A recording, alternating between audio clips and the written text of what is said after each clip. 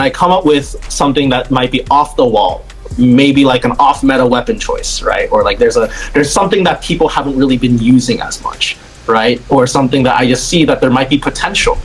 And what I like to do is I actually, just like how for mathematicians, the way that we tend to look at, for example, different questions that are very high level mathematical questions, and we try to answer them is through writing proofs, right? And so it's the same thing with me. When I have an idea, I end up writing almost like a 10-page thesis paper. Wow. 10 to 15 pages of convincing myself in a way that whether this is a seriously good idea or is it not. And so I very rigorously look through every possible detail and write it all down. And some of my good friends in stats on duty and leakers on duty have seen these actually, and they're like, what are you doing? I think for me, what I'm looking forward to in terms of my career as a coach, if I continue down this path, are really just two things. First is to finally get my hands on a trophy. I've always been so close, right? I've always been so close, second or third / fourth, however you want to call it. And it's just been slightly ever so out of reach, as frustrating as it is. But then the second thing for me is just, I just want to be able to learn and grow and improve. I think, although many people, approach me and tell me that I'm the best, or that, or see me in that light, which I sincerely appreciate that. I don't see myself in that light. For one, I never won a championship, but for another is also because I think that I can't ever be complacent in thinking that I am better than anyone. I need to always think that there's always room for me to grow, and that I need to always be learning and improving, because that's really, what's most important at the end of the day. My hero in terms of as a coach is obviously my colleagues, who are all, phenomenal, all like whether it be my colleagues in China, or Palitao, Igor, Clout, all these phenomenal coaches that have all been there, including those who I haven't named. But while they all inspire me, what I aspire to be is myself in 10 years, the best version of myself that I could possibly be in 10 years. I'm very excited at the possibility of being able to work in whether it be India or LATAM, because the communities are very different. I want to be able to experience all of that and have that in my arsenal in terms of refining myself and my skills, and at the same time just both as a coach and as a person. I think I get to, like, even when I was in Brazil, right, just being able to experience the people and the culture, it was so amazing. And it's something that I will always keep as a memory, but also at the same time I think contributed to me as a person in terms of how I got to see life to a certain degree as well. And I have texted some people from Brazil that I've met, and I'm just like, man, I really miss it. Sometimes you can be very harsh and critical to certain players, and they will take it. They will take it very well, right? And that's actually better for them.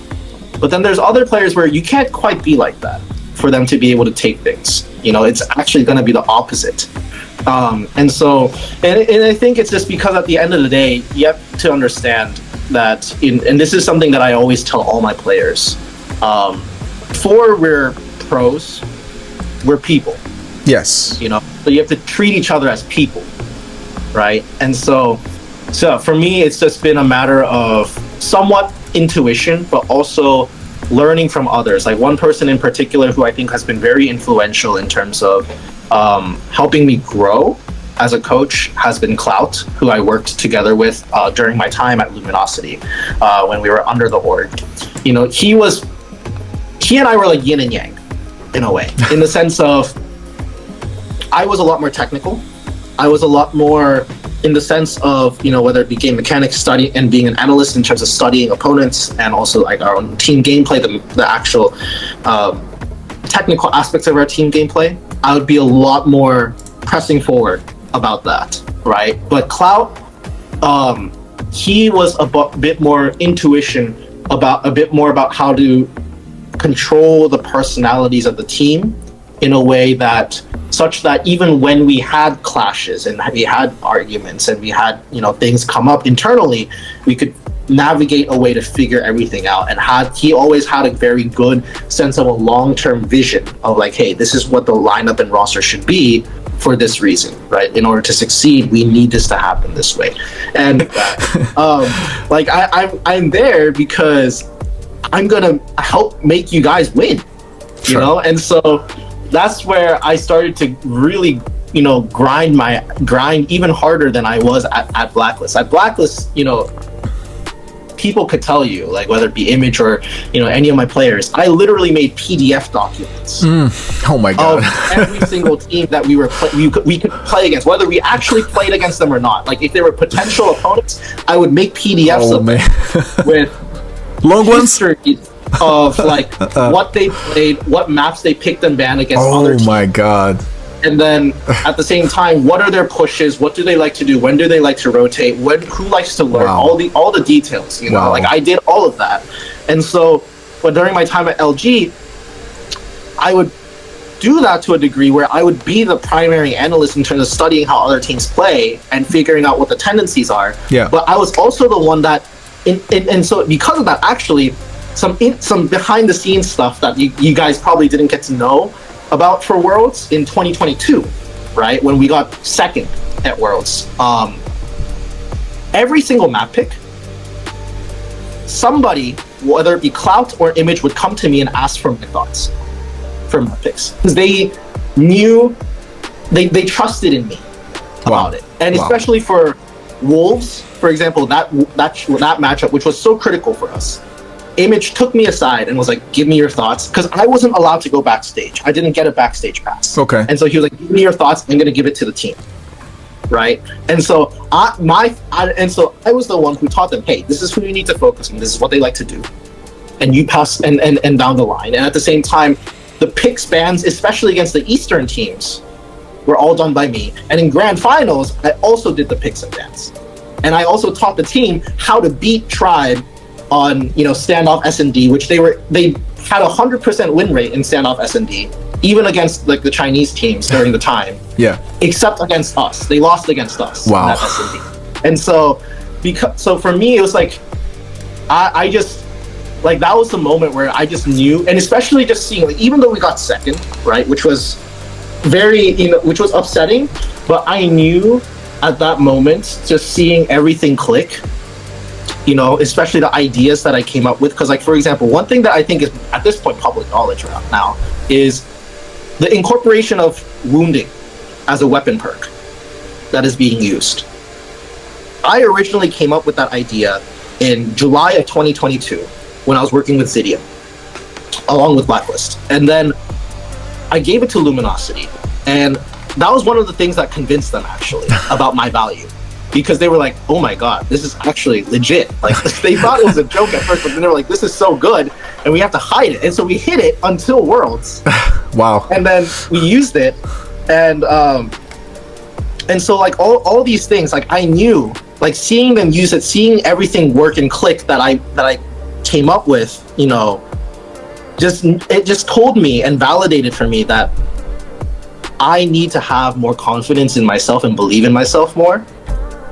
And at the same time, just told me that I can be the best. And so at that moment, that was when I knew, like, okay, like I'm starting to, I think, like, in retrospect, that was probably the breaking moment, you know, like going from the transition to Blacklist to this team where I just broke, if you will, any form of, you know, limiter that I had on myself, and I was just like, screw it, I'm just gonna do everything that I can to make sure we win. That was when that was when, you know, I think I kind of, if you will, was like my breakthrough. Yes. Like my real, yes. And so not a lot of people know about the details of it because I was just put in an analyst position. Yeah. Right, and I couldn't really go on the stage or really do much, but that was my breakthrough moment. And that was when, you know, it also all came together in terms of players and everybody trusting me more and being like, okay, Hippo's actually, he's kind of a smart guy. I think good coaches nowadays need 3 things to qualify as a really good coach. The first thing is obviously being able to lead the team, right? That means both on a personal level, right, in terms of interacting with the players and how you hold them on a professional standard, right? And also with each, not just in terms of each other, but also how they present themselves, right? The players have to be a reflection of you to a certain degree, if possible. And I hold myself to a very high standard in terms of that. And so I hope that upon my players too. And the second thing is obviously, you know, improving the players in terms of the actual gameplay, right? That you have to be able to contribute to that. You have to be able to pick apart their mistakes accurately and tell them. But at the same time, be able to have healthy discussions with them. I don't know if it's necessarily, I think different people have different approaches to this, right? I think that this is where there's a little bit of room for discussion in terms of whether you want to be a bit more authoritarian in terms of like, hey, this is the way that has to be done, comparative to, hey, let's talk about this. This just seems to be a problem here. Let's figure out how we can fix this, right? It's different approaches that can lead to, you know, differing results. Both can be very good results. Yes. And, you know, at the same time, that also means not just as a team, but as an individual level. Like one of the things for me that I did, last thing, the third thing, I think the best coaches in the world, what separates a good coach and the world-class coaches in the world now, are the ones who are able to push the boundaries of how we view the game right now. They're able to innovate. They're able to find off-the-wall ideas, and they have the, for lack of a better way of putting it, audacity. Yes. Will to be able to put it in competition. You can always play it safe in competition, but instead of being willing to just play it safe, taking that risk of, and you know, being always curious and trying to find something new and then actually applying it and being successful with it, you know, because if it doesn't work, then it's all on you. Yeah. But if it does work, then that's where it becomes kind of you open the door to a completely new world, to a completely new chapter of what COD Mobile esports can look like, you know? And so at first, I think everybody was expecting, oh, he's just going to be a tech fill-in. Mm-hmm. You know, he's just going to take AR marketing just like Tectonic and do his role. And that was the direction we were going for. But then a week before, just 1 week before Masters, right, which is a crazy time, a thought appeared in my mind, which was, you know, SMGs right now don't seem that strong. Why is that? Well, R9 is able to, unless someone's on a head glitch, is able to, you know, one burst someone, well, burst or pump, whatever you want to call it. Basically, you know, is able to like beat a Fennec, for example, which Fennec was the best SMG, right? Within 20 meters, because that was the range for R9. Okay. For its optimal range was 20 meters. So then, but then past that 20 meters, Fennec just loses to Type 19, it loses to DRH.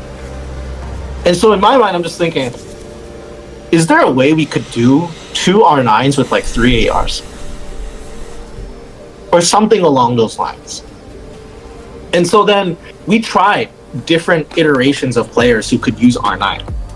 And Marshy was already using R9, so we were like, okay, that's already one. We were thinking about Vade because he had a history of using it. But the problem with Vade at the time was he was so engrossed already into using AR, right?